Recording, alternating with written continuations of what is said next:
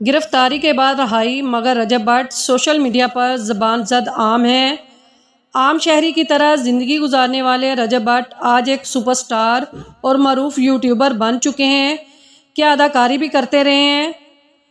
ٹک talker رجب بھٹ نے پہلے تو دیگر یوٹیوبرز کی طرح فیملی ولاگنگ شروع کی، جس میں وہ اپنی فیملی کو بھی دکھاتے تھے۔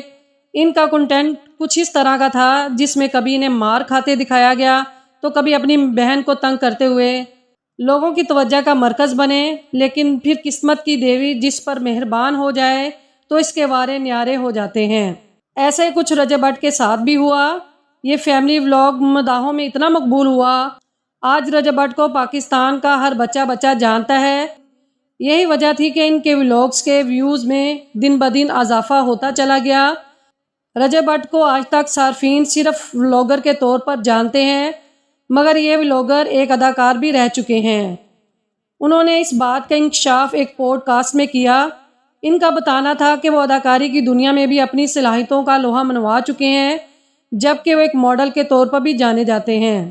رجب بھٹ کے مطابق انہوں نے تقریباً 10 سال قبل اداکارہ کنزا ہاشمی کے ساتھ ایک ڈرامہ کیا تھا، جس میں ان کا لیڈ رول کافی پسند کیا گیا۔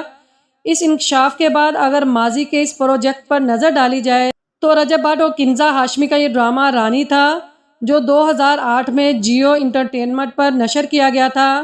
اگرچہ کہ اداکاری کا یہ تجربہ رجب بھٹ کے لیے پہلا تھا، لیکن ان کی وجہ شہرت نہ بن سکا اور یوٹیوب پر ولاگنگ نے انہیں شہرت بخشی۔